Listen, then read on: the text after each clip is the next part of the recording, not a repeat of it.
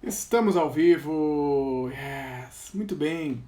E hoje a gente vai falar um pouquinho sobre o sofrimento e o fim do sofrimento. O que a gente pode fazer para cessar o sofrimento da nossa vida, né?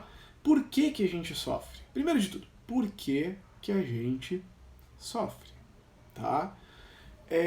Nós, seres humanos, parece que nós já nascemos com um mecanismo de sofrimento pré-instalado, né? O ser humano, ele, no nascimento, o bebê, ele tem contato com a luz, né? Com o ar, ele respira, e aí ele já tende a chorar, né? Ele já tende a sentir alguma dor, algum sofrimento. E muitas vezes nós continuamos a vida toda sofrendo, né? Nós continuamos a vida sofrendo. E aí, o que a gente pode fazer, então? O que a gente pode entender e introjetar? Quais são os conceitos que a gente pode introjetar que nos permitem cessar o sofrimento na vida? Né? Eliminar, erradicar o sofrimento da nossa vida. Então vamos lá. Em primeiro lugar, por que a gente sofre? A maioria dos sofrimentos, tirando, é claro, aquelas coisas da vida assim que decorrem de uma condição de saúde, de um acidente, né, de uma condição externa que nós não podemos mudar, não podemos interferir, não podemos fazer nada. Né? Tirando isso, tirando essas intercorrências externas insuperáveis, a maioria das nossas dores decorrem de um estado interno.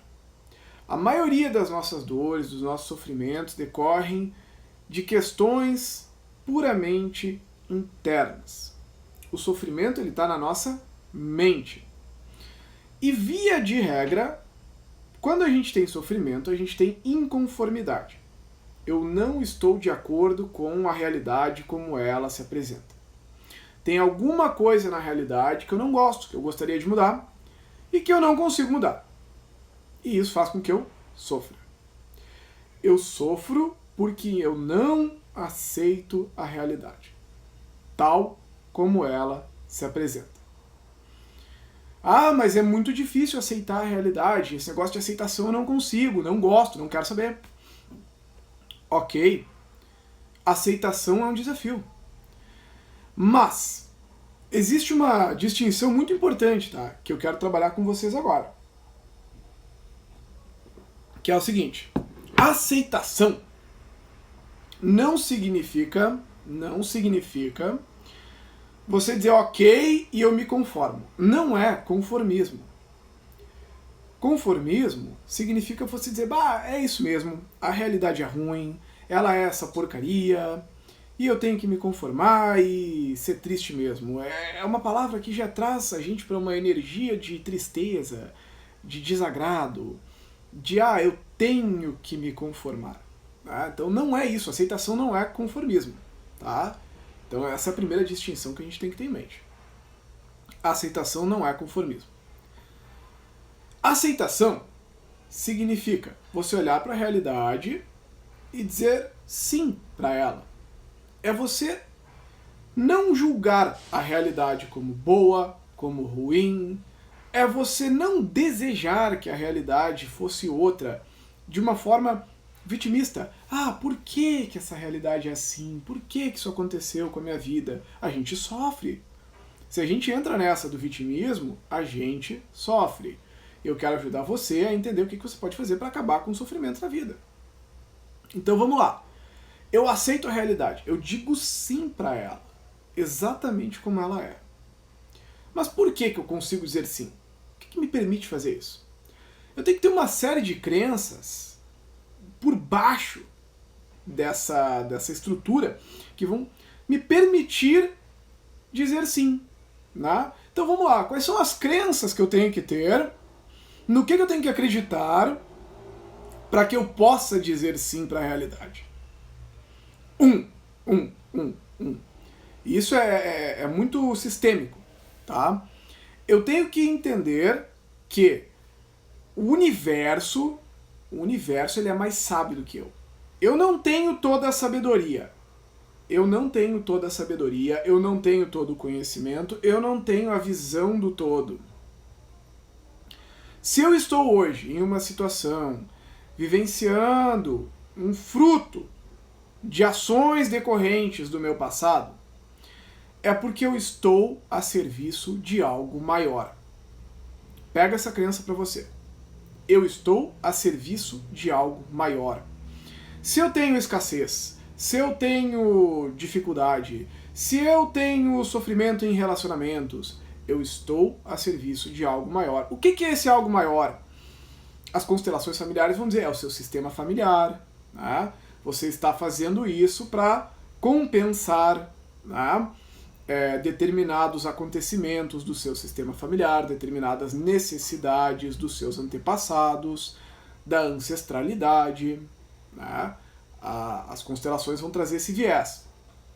Outras visões vão dizer para você, olha, você está fazendo isso, né? Se a gente for buscar um entendimento na filosofia mais indiana, né? Em vidas passadas, quiçá até espiritismo, você vai ter um entendimento de que você está passando por isso em decorrência de situações de vidas passadas, para compensar questões de vidas passadas. Ok? Então, tudo o que eu passo não é em vão. Tudo o que eu passo tem uma serventia, mesmo que seja desafiador. Se eu entendo isso, eu começo a aceitar aquilo que vem. E, de novo, aceitar não é conformismo. Conformar-se significa desistir de tentar mudar. Não, aqui a gente não quer isso. Mas a gente quer aceitar. É abrir o peito e receber de peito aberto aquilo que vem. Ah, é isso. É olhar para a realidade tal qual ela se apresenta, sem medo, sem lamentos. E aí, a partir disso, e aí aqui vem a grande sacada. Quando a gente diz sim para a realidade, quando a gente diz sim para aquilo que é, a gente ganha força para mudar. A gente ganha força para mudar. Porque agora eu olho para a situação, eu olho para a realidade de um ponto de vista de clareza, de um ponto de vista de força, de um ponto de vista livre de medo, livre de raiva, livre de indignação. Fica mais fácil olhar para as coisas. E aí eu tenho opções de comportamentos melhores. Eu posso escolher como olhar para a realidade. E a PNL ela nos traz uma ferramenta muito boa. Muito boa.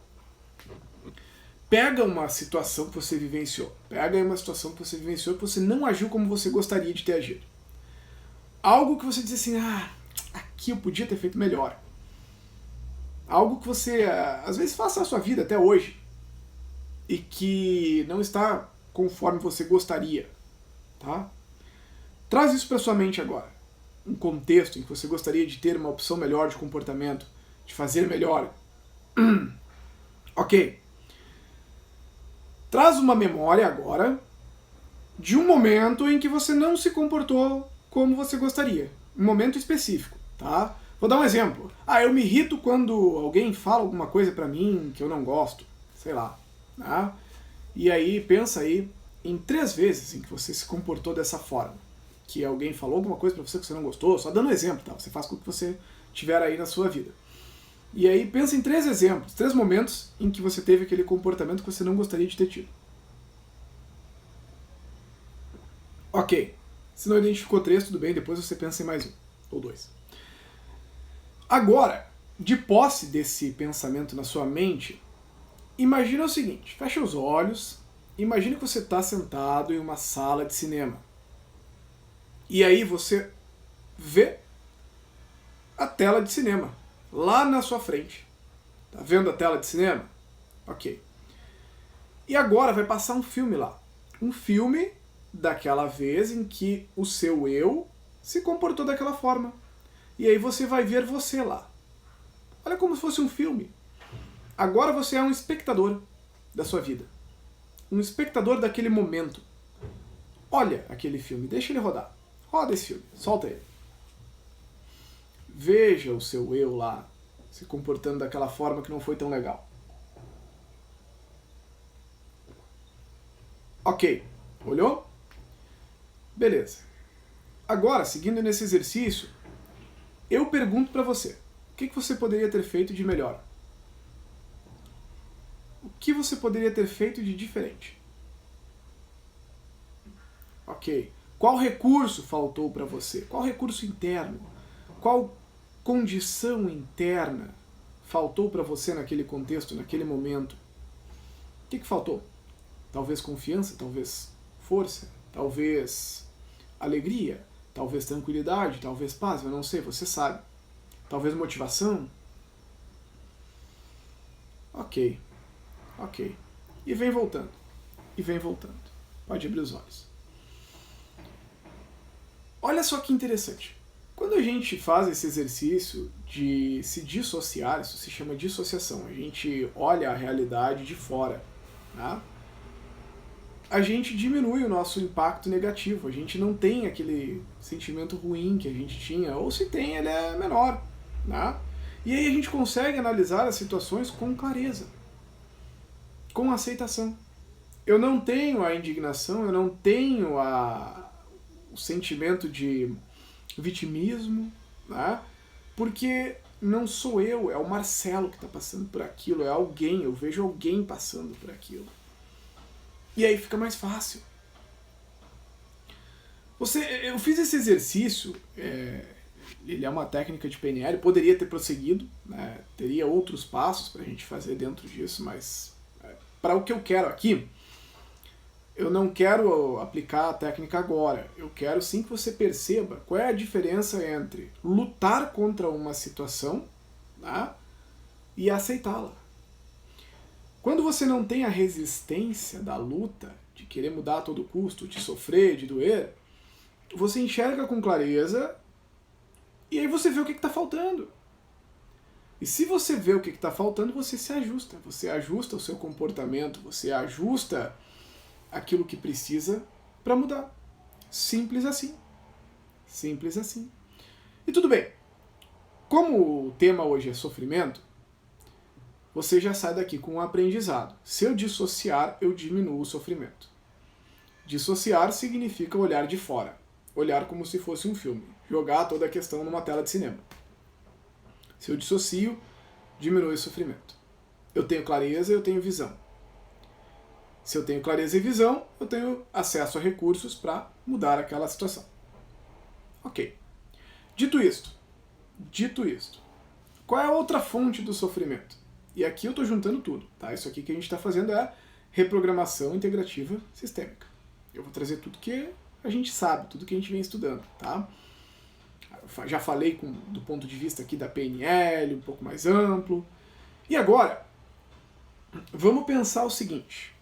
O que é que o yoga nos ensina? As escrituras sagradas, o conhecimento sagrado, antigo, né, a sabedoria védica. O que a gente pode aprender sobre sofrimento? Né? Muitos vão dizer o seguinte, olha, o sofrimento decorre do apego. Uau! E o que é o apego? O apego é eu achar que as coisas deveriam ser como eu acredito que elas deveriam ser. Eu não aceito. Olha como tudo isso vem e se liga, né? Se junta, se une nesse contexto. Então eu preciso trabalhar o desapego. Ah, que legal. E como é que eu trabalho o desapego, né? Isso aí é quase uma piada, né? Como é que eu trabalho o desapego? O desapego, ele só é possível quando você entra em contato com aquilo que você é em essência. Eu vou repetir. O desapego só é possível quando você entra em contato com aquilo que você já é em essência. E eu tenho dito muito isso. Você já é perfeito. Você já é pura essência de luz. Você já é isso. Só que a nossa mente cria uma ilusão. A nossa mente cria uma ilusão. Essa ilusão é a individualidade. É a noção de que existe um eu.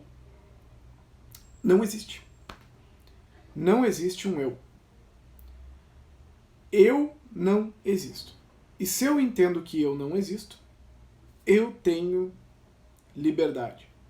Eu já sou.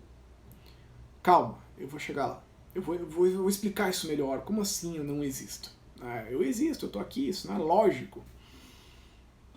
Bom, não é lógico se você partir do ponto de vista da associação da mente, da individualidade. Mas, de um ponto de vista universal, nós fazemos parte do todo. Nós somos pura energia. Isso a física quântica já explica. A física quântica explica que não existe uma realidade. Isso não existe. Não existe. É o fato de eu existir neste corpo, com esta mente, com esse cérebro, que me faz ter uma noção de que eu existo. Penso, logo existo. Né? É mais ou menos isso.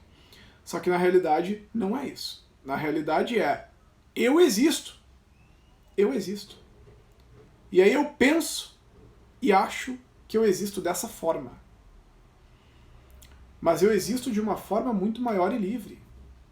Eu existo de uma forma imortal. Eu existo de uma forma atemporal. Se a gente for pela viés mais espiritual, a gente vai pensar o seguinte: olha, eu estou vivendo uma experiência aqui nesse corpo, eu estou encarnado aqui. Algum dia eu volto para o todo, eu me uno ao todo. E aí eu volto a me tornar pura essência de luz. E se eu for pura essência de luz, eu me conecto ao todo. Eu não existo. Não existo como um ser individual. E se eu não existo como um ser individual, e eu já sou essa essência de luz, eu não tenho por que sofrer. Todos os sofrimentos decorrem dessa noção do eu individualizado. Todos os sofrimentos decorrem dessa noção do eu individualizado. E aqui na nossa cultura é muito comum a gente ser educado para pensar o seguinte: olha, você só será alguém se você tiver um emprego bom, que pague muito, uma casa grande, um carro grande, bonito, caro, né, status. A gente pensa isso aqui no Ocidente. Eu só serei alguém quando X, Y, Z.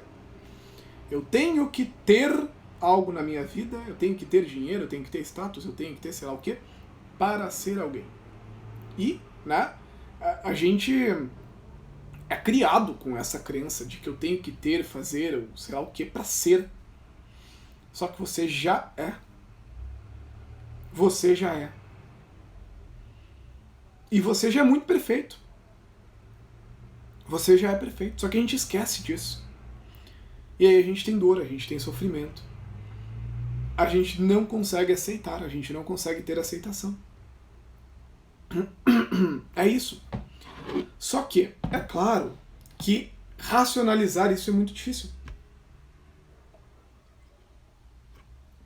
Racionalizar isso tudo é o primeiro passo, eu diria. Mas essa noção do eu ilusório, ela só se desfaz quando a gente medita. Ela só se desfaz durante uma prática de yoga. Ela só se desfaz quando a mente silencia. Né? Por exemplo, quando a gente vai estudar os Yoga Sutras de Patanjali, ele diz o seguinte, né? A função do yoga é permitir a cessação, o recolhimento das ondas mentais. Né? E Yoga Chitta Nirodha. Né? A gente tem que recolher para dentro. É um termo que diz recolher para dentro. As ondas mentais. É a cessação. Né? É o desfazimento. E essas ondas mentais, não é que a gente vai parar de pensar, isso aí não existe, não é assim que funciona. Mas vai haver momentos durante a meditação, quando bem feita, quando bem conduzida, né, em que a gente cessa essas ondas mentais, né, as vrits. Tem todo um estudo sobre isso dentro do yoga. Né? E quando a gente cessa isso tudo, abre espaço para que emerja aquilo que já é. E aí a gente sente, a gente ouve, a gente se conecta com aquilo que já é. É assim que funciona.